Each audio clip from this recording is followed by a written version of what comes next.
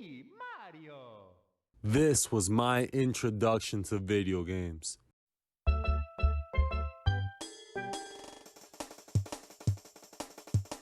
Back in the mid-90s, Nintendo was working on their first 3D video game console, and they really needed a game that was gonna knock everyone off their seats. Inspired by the Star Fox games on the Super Nintendo, Shigeru Miyamoto set off to make the first 3D Mario game.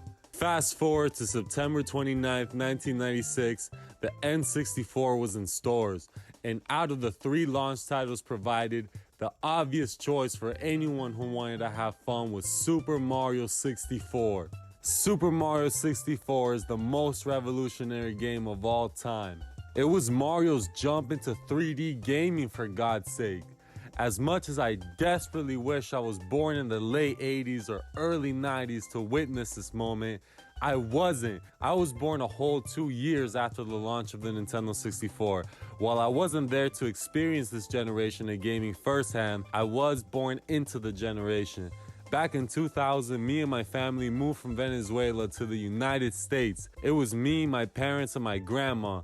My older siblings followed a year later. When we first moved here, my dad, who grew up with all the Atari consoles, decided that it was a good idea to buy a video game console for the family. Enter Nintendo 64. My dad got the 64 along with 4 controllers back when I was just 2 years old. I really can't remember anything else about that year since I was just a baby. But video games, every single second of those moments has been permanently tattooed to my memory. The first game we got was none other than Super Mario 64, and this was us jumping into our first gaming adventure as a family.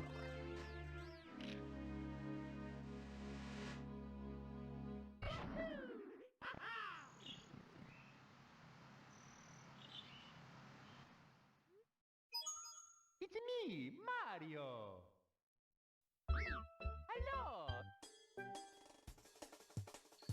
At the beginning of the game, you are greeted with Mario's face. It's really stretchy and you can move it around. This was done so that gamers could experiment with it as it was impressive back in 1996. Nintendo claimed that every copy of Super Mario 64 is personalized, which is bullshit. But one time, 2 years ago, I was playing this at 3:30 in the morning, and at the beginning of the screen, I saw Mario. And then the music started sounding distorted and Mario's face started going crazy and had electric shocks around him like when robots malfunction. He started sounding demonic and then out of nowhere the game turned off. This is not a joke, by the way. I told this to my girlfriend and she wanted me to stay away from this game, but that's never gonna happen. Upon pressing start, you're in the file select, where you can choose between 4 different save files. One thing I share in common with most people who had this game as kids is that I used to just run around outside in the game for hours. I would pretend I was doing things in real life, but in the game. The scenery outside of the castle is magnificent. This is one of those games from the Nintendo 64 that every time I played, at some point, I pressed the up C button to look around in first person. It gives me a sense of exploration. I used to just climb up the trees and shit. When I was 4, my older sister had her thumb pressed to the side of the joystick slightly. She then told me Mario's moving by himself and that she didn't have anything to do with it. She used to love to annoy the crap out of me. Me and her used to love playing this game together.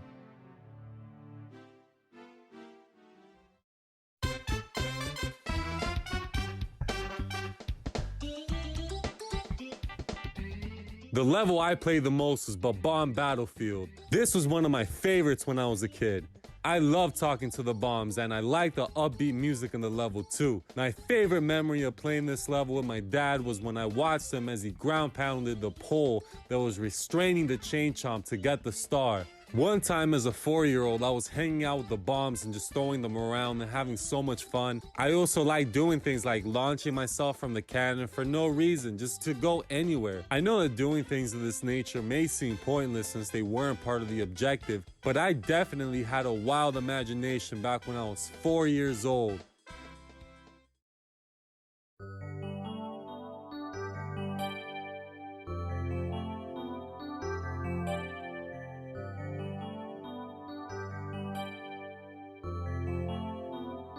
Jolly Roger Bay was the first level I ever played and the first time I ever played video games. I watched my dad collect all the stars in Baban Battlefield only to hit a brick wall in Jolly Roger Bay. My dad had been trying for 30 minutes to get the first star in this level. After half an hour of frustration, the Nintendo 64 controller ended up in my hands. I did a triple jump and got the star in my first try. But you weren't supposed to do that. You were supposed to climb up the clams one by one to get the star. That was the first thing I had ever done in a video game, and my dad's jaw hit the floor. It's one of my earliest memories as it occurred in the year 2000. Back when I was only 2 years old. 8 years later, I was playing with my dad and my little sister, who was only 3 years old at the time. Me and my dad could not pass the level, and we were just reminiscing on the time that I first played the game and I got the star with no effort whatsoever. We decided to give the controller to my little sister, not expecting her to actually get the star, of course. We knew that there was no way that that moment of when I first played video games could ever be duplicated. Guess what? The very first thing my little sister did was do a triple jump and got the star. It was like watching myself when I was 2 years old all over again. We were so surprised that my dad was praising her. I got jealous of my dad praising my little sister, so I told my dad that I was still better at video games than my sister. My dad then told me that it didn't matter because my sister was gonna be way better at going to school and getting good grades than I ever will. And all I was ever gonna do was play video games all my life. It was a foreshadowing of what was to come. As 12 years later, today, my sister is a superb student who not only has maintained a nearly impeccable 3.8 GPA in grade school, but she has also performed exceptionally well in mathematics competitions held by the state of Florida. Meanwhile, I'm spending all of my time making this video.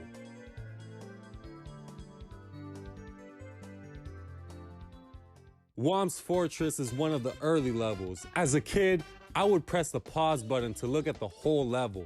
It's a creative and well-made world. When I was 9 years old, I climbed to the very top of Whomp's Fortress and went into first-person view, anticipating a really nice view. But when I looked down, I realized that the world is really just a bunch of random crap piled up against each other with stairs so that you can climb it.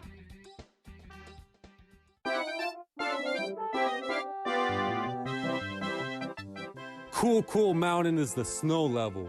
The memory of jumping into the penguin's house at the beginning of the level replays in my head over and over again. The fat-ass penguin you have to race is irritating. He penalizes you for taking the shortcut when you race him. Dude, who the fuck isn't gonna take the shortcut? Your fat ass keeps knocking Mario out of the stage. The baby penguins you have to take to their mom keep crying and shit. Good God, where is the father figure to these penguins? He probably couldn't handle them, so he ran away and got a vasectomy. This world is different from some of the others because instead of working your way up the level, you actually make your way down. Kinda like Jolly Roger Bay and Hazy Maze Cave. When me and my dad used to look for the red coins in this world, he would search for the coins, but when he gave me the controller, I would just mess around with the teleporter.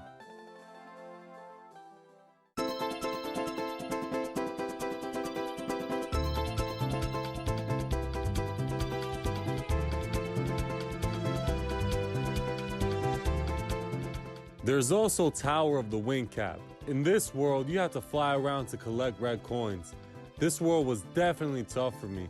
The best memory I have related to this world is when I was 7 years old and some Mexican girl I knew had a toy of Mario and the Wingcap. She was my friend Caesar's sister.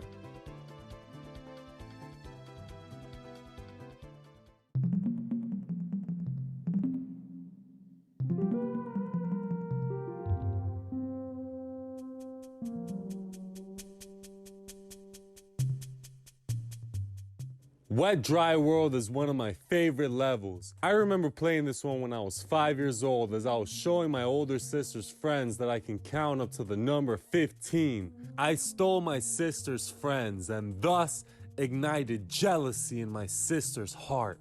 I was showing her friends that I could count cards, but the sad thing is that I could only count up to the number 15. There was also another time when I was 9 years old that my dad couldn't reach an obstacle in this world and asked me to do it, and I couldn't.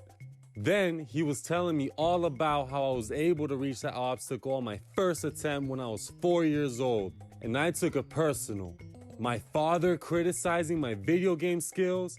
I spent the next 20 minutes trying to reach the obstacle, and I finally did.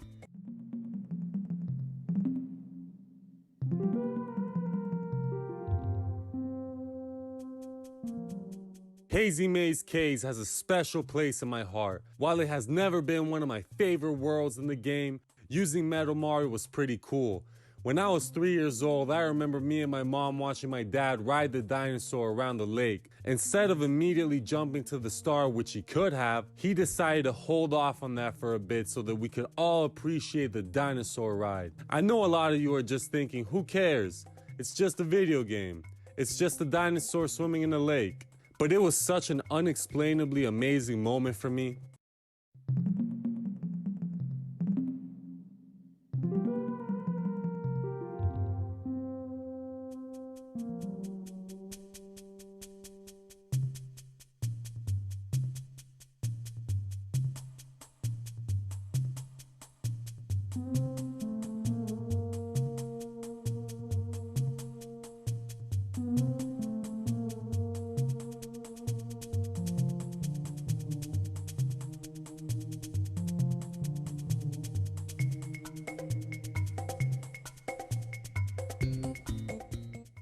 Three years later, on my 6th birthday, I would receive a last-minute pharmacy present from a relative.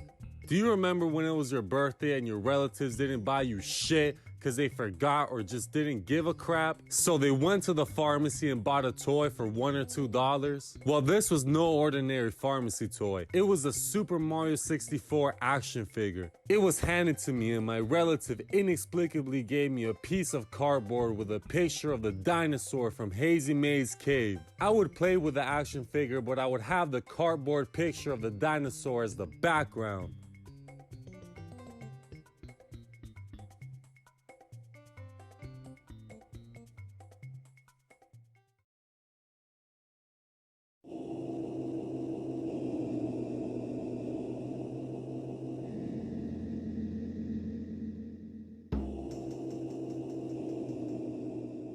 Big Boo's Haunt. This level was kind of scary for me when I was a toddler and was one of the 3 times I was scared of playing a game as a kid. My dad was the one collecting all the stars in this level for sure. One thing I did like was standing on the merry-go-round. Just outside of Big Boo's Haunt is the courtyard. When I was 4, I found the Boos very annoying, so I used to massacre them all so that I could run around the courtyard in peace. When I was 9 and 10 years old, I would read online all the L is Real 2401 theories. So what I tried doing when I was 10 years old was running around the statue 2,401 times. Shifting Sandland was the desert level. I thought it was an okay level. I have memories of watching my dad jump on the top of the roof at the beginning of the game and also running on the pillars, but nothing special. Lethal Lava Land was the level that's supposed to look like hell. It's an okay level, but I've never been into levels in video games that have lava in them. I remember when I was 9 years old, I was playing Super Mario 64 and I was collecting red coins. Then, my mom was telling me to hurry the hell up and get in the car because I had an appointment at the dentist. And I told her, "Shut up, Mom!" And I told her to hold on because I had more red coins to collect. Tall Tall Mountain was lit. When I was a kid, I would get pissed when the monkey would take my hat. I would get especially pissed the one time when I was young and I was trying to catch this motherfucker and I couldn't. And I ended up falling off the level and ended up back in the castle and I said, "What the fuck, where's my hat?" Tiny Huge Island is my personal favorite. If you jump into a small portrait, you spawn into the world as Mega Mario, but if you jump into the large portrait, you spawn into the world as Mini Mario. One of my most fond memories of this game was when I was 4 years old and I was playing this game in my parents' room. We had just gotten home from the mall and my mom, my grandma, and sister had all the clothes on the bed and I was laying down on the little bit of space left on the bed. My family kept telling me, "Malta Master, look at all these new clothes we bought." But all I cared about was playing Super Mario 64. I was in Tiny Huge Island and I was skating on the Koopa shell. I used to do that all the time as a kid.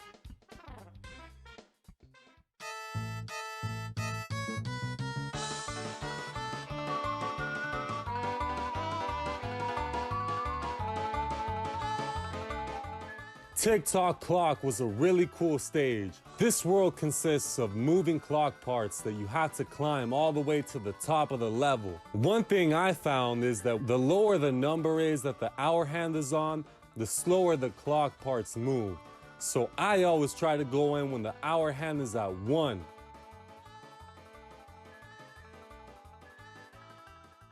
Just outside of Tock Clock, the castle is so beautiful. I just get hypnotized when listening to the music and looking around this part of the castle.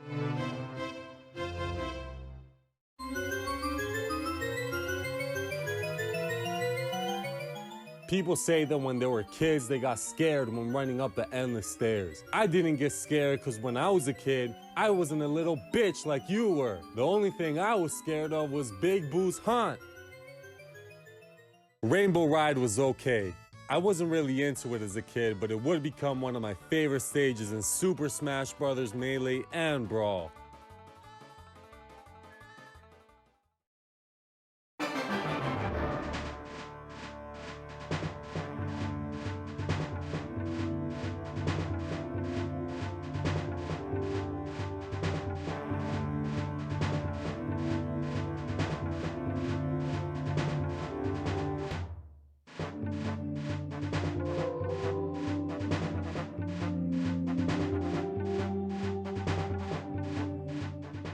The fights with Bowser were epic. The music in his world sound like they were ripped out of the Matrix movies. With this being my first experience fighting a final boss in a video game, which my dad completed since I would watch him play all the time, I have never felt I cared so much about a protagonist anywhere else. Mario swinging Bowser around to throw him off the stage is such an iconic moment. But for some reason, when Mario throws Bowser out of the stage, he utters the phrase, "So long, Bowser."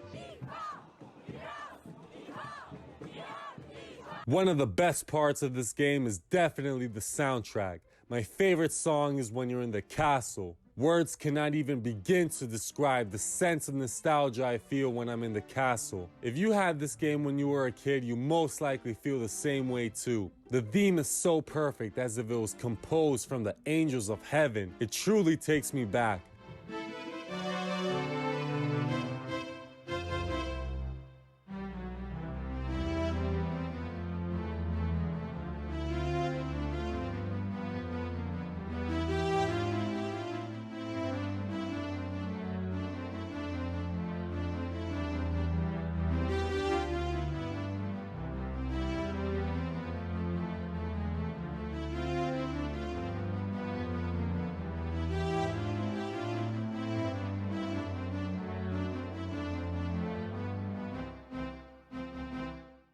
When I'm hearing the music while being inside the castle, I share in common Super Mario 64, a game that changed the lives of millions of 90s kids during their childhoods. Everybody knows this game. It's one of the most iconic games ever. Looking at my TV screen while playing in the castle feels like I'm staring out of my eyes when I was 4 years old. This was my first video game ever. The music in this game is part of what makes the game so magical. I love every single part about the soundtrack, especially because it is the most nostalgic soundtrack for me. Super Mario 64, one of the most important games to me. I want to take this time to explain to you why Mario is my favorite franchise in video games. Throughout my entire childhood, most of my consoles were Nintendo, and I had more Mario games than you can imagine. Mario is definitely the mascot of my childhood. Whenever a new Mario game comes out, all my life I've always thought, I gotta find out what this game is. I gotta check it out. It's that type of feeling.